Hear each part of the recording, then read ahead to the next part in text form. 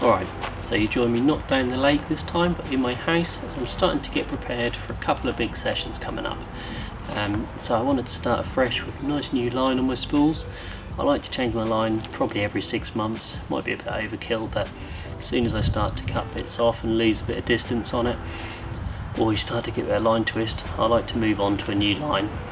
And so we stripped down the old tawnies, so they're nice and cleaned up, and we're going to be putting on a new line today.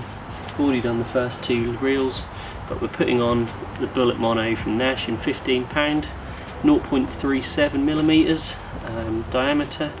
It's a really nice rock solid mono apparently by all accounts. I haven't used this one before, so I'm looking forward to giving it a good go. I've had some friends tell me that it's a real solid mono. So I thought I'd just go into a bit of detail about how I spool up and what I found works so far on the first 2 for spooling this up. Normally of my lines, the last one was the Gardener I used, and before that was one of the Ridge Monkey lines.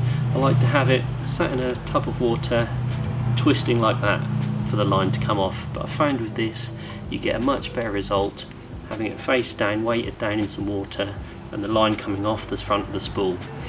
I just find you get a lot less line twist like that. So I thought I'd just show you quickly, just knocking this one up. So start off, I like to just take a little bit, and I like to make a large loop with a couple of turn grinner, nothing too fancy. So we'll just do that quickly. Use my teeth, I'm afraid.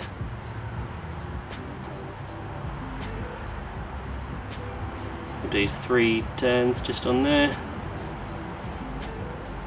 And just pull that. We then thread that through just the butt section of a rod, through there. And the reason why I do a loop is then we can get it right to the base of the spool, hold it there, pull it tight, and you can get it right in the right place on the spool for where you want to start. So then pull it down tight and just cut off your tag end. Then I like to take the spool, and that will go face down. I'll just show you on my lap first. In a bowl, I've got this see-through one just to show you, but it can be a bucket, anything like that, filled with water. And this line was already pre-soaked for 24 hours. I don't think you need to with this line, but I just always do with all my lines, pre-soak them for 24 hours. So we'll pop that down, and then I use a couple of weights just to hold it steady in the bowl, so it stays still. You don't want it spinning around all over the place. So we pop that on the floor. I then just take a cloth which is all wetted down, and then we'll take the rod, close the bail arm off, and then we run the line through the cloth just to keep tension on that, so you get a nice tight finish on the line. And then just slowly, you don't want to be grinding like crazy, just nice and steadily reel that onto the reel.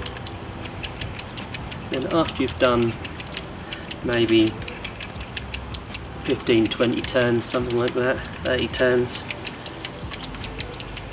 you want to just stop and just check that the line isn't going all twisty. So you can see there's hardly any twist in that line at all, just hanging down nicely. I don't know if you can see that on camera, but there's no twist coming into that, and that way you know you've got your spool the right way in the water.